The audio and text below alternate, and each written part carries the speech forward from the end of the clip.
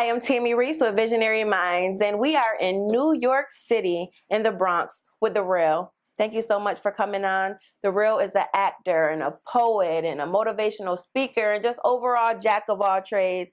Thank you again for coming. Thank you for having me. Yes, what got you into the entertainment industry? Started at home. I was the oldest of three, and we used to always have little makeshift contests to see who could make my mother laugh the hardest. I would always win. As I got older, I became the kid in the neighborhood who could impersonate almost anybody. Nice. Jokes and all of that. But when I was 14, I said to my mother I wanted a pair of Jordans. She came home with a job application.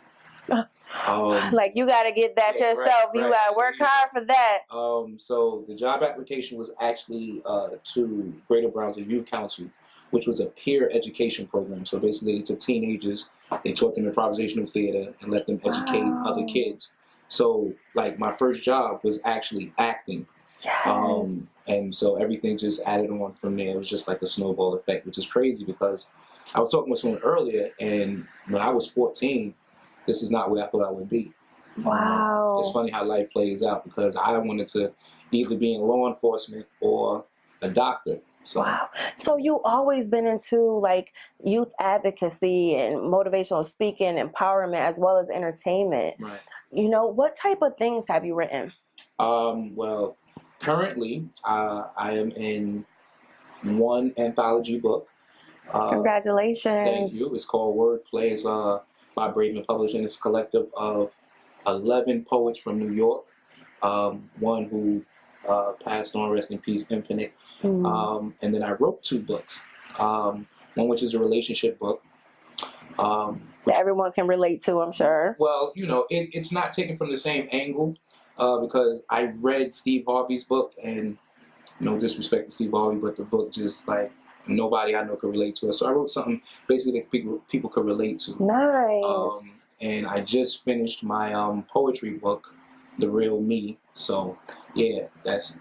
How can people find those works? Everything is on my website, IamTheReal.com. Awesome. IamTheReal.com. Definitely check it out. So how did you get involved into King of the Paper Chase? I know you're one of the co-stars. I absolutely love the film. It's definitely an urban classic. Thank you. How did you get involved in that? Through Backpage.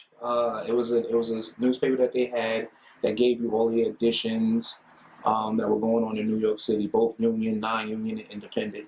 I read it, and I first almost shied away from it because about a year before, I was on the cast of a film called Playing the Game, which was Alicia Keys' management, but it was before she became Alicia Keys.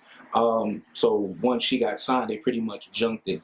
And my thing was I was going to stay away from urban type films. But then when I read this and I just read the script, I was like, okay, went down for the audition.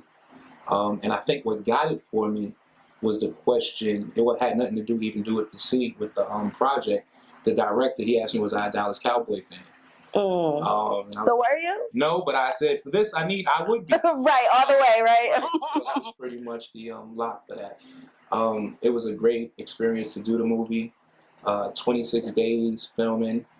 And it also helped me to see how people can lose touch with reality. And just like, I'm gonna risk it all and go to Hollywood because the treatment that you get, you know, as one of the main characters, when we stepped on stage, not stage, excuse me, when we stepped on set, we didn't do anything else. We didn't dress ourselves, all of the special attention and all of this shit, and then you get paid. So right, for doing what you love. Paid. Right, it's like, you know what? Yeah, I'm gonna risk it all, but luckily, my foundation and everything keeps me grounded. Plus, I had a job, so when the filming was over, it was like, yeah, that's cute, but your paperwork is still waiting for you. So. I know you were saying like you didn't really think that you'll be doing this, like performing arts, but you're blessed to do so. What do you think are the stereotypes and maybe fears that Black men have to even try to get into the industry? You know, you hear the horror stories of this artist that sold their soul, or you know, this one that was in a real crazy situation trying to advance. And I think for a lot of Black men, because already in so many aspects of life, where our fear is losing ourselves, Wow. And you know that it's pretty much, if you don't know who you are, it's gonna happen in entertainment. It's gonna happen. I know a couple of people that are nowhere near what they were when they started, and they'll tell you they're not happy, but it's the nature of the beast.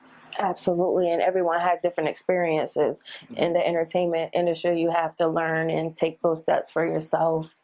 Besides books and acting, what type of things you got coming up? Well, I also do spoken word poetry. I have a poetry slam at the New Eurekan Cafe tomorrow. It's called The Feature. It's a poetry slam, so we have 6 poets competing, 3 rounds. First place is $300 in a feature slot. So Nice. right. So for a poet, a feature is a paid gig, because a lot of times you'll see poets, they perform and they do these great performances, but they're not getting paid unless they're the feature, because the feature is like you're the end all, the be all. So the way we do it is that first place is $300 and a feature, but because we're more about giving opportunity, and that's what it's about. We also do the runner-up. Also comes back as a feature. Nice. Yeah, we picked New Eurekan Poets Cafe because it's the history of it. Like, if you're a poet in New York, you have to go to New Eurekan Poets Cafe. You have Wow. to. It's been around for over 35 years.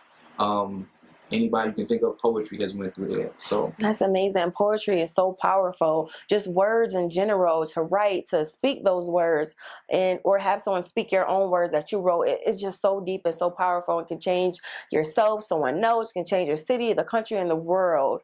What other things do you got coming up or working on or looking to do? I recently was cast in a web series called Rap Star. Congratulations on that as well. Thank you. I play, of course, the neighborhood hood guy. But I'm also working on a web series of my own called The Producers Club, which focuses around 6 artists that are a fixture of this particular lounge. And it just shows like the behind stories of their lives. We're working on that, and that should be out spring of next year. Yes, yes. We all got to look forward to seeing that as well. I know you've opened up for Dave Chappelle before. Right. Was that with poetry or comedy? No, that's when I used to do stand-up. Not too long after leaving Greater Brownsville, my supervisor that was there at the time, Kenny Williams, stand-up comedian, I went to see him perform, and the guy that went up before him was horrible. Not one person laughed, and he said to me, "You know, that guy still got paid." So I began to do stand-up, and you know, at that time, there wasn't a lot of places where in New York you can go that was a black audience. So Boston Comedy Club, they had their Black Night on Sundays. Went down, performed. The owner liked me, asked me if I would come back. When I went back, he asked me if I would come back. When I went back, he asked me if I would come back. Yes. And so then they had Dave Chappelle. He was actually pushing the movie Half Baked at the time. And they was like, "Listen, we need somebody to go up before him. Do you mind going up?" And I was like, "No, this is what I've been working for." Absolutely. So I went up, and it was funny because he was like, "Hey, man, you're funny. Keep doing what you do." Nice. Coming from him is gospel. Right. Absolutely, absolutely. So what advice would you have for anyone who wants to be a jack of all trades like yourself, motivational speaker, artist, comedian, poet, actor, all the talent you have in the industry? What information or advice would you give them to go ahead and do it? First things first, your passion has to match your knowledge. A lot of people, they get in because they have the passion, but they don't understand what it takes. They say they want to be a rapper, they look at the success of Migos, but they don't understand what they went through. The work ethic. You know, how did they get there? Or the struggles they went through. And the passion mixed with the knowledge, because you have to know the game that you're playing. You have to know the politics. You have to know the ins and outs. That's how I knew that comedy wasn't something for me, because the politics of stand-up. So I said, you know what? Let me step back. I started hosting. Because with hosting, I could still be funny without the politics. Right. You know, so you have to know yourself. You have to understand your passion, and you have to know your craft. A lot of people get in and don't know their craft. I was listening to some rapper who didn't even know who Biggie was, and wow, how do you not know who that man is? But in the hip hop industry, you know, and that's something that you could argue with. And people are like, oh, they weren't born at that time, but still, he's a legend. Right. And how do you say you're a rapper and you don't know your one of the greats? Right. The ones who came before you. Gotta know your craft and the business, passion and knowledge. That is great advice. Thank you so much. The Real, everyone. Yes, thank you so much for coming on Visionary Minds. Stay tuned. We'll be right back. Long time. Streets ain't getting no easier. See, but that's what the fuck I'm talking about, because that's where we need to be. I mean, what the fuck is this Carter rapper shit any fucking way? Everybody in New York want to be a fucking rapper. Yo, you not fooling nobody, nigga. You a criminal just like the rest of us. Man, fuck this BET shit. Let's do what we do best. Let's get that motherfucking work, hit the block, and get that motherfucking money, man.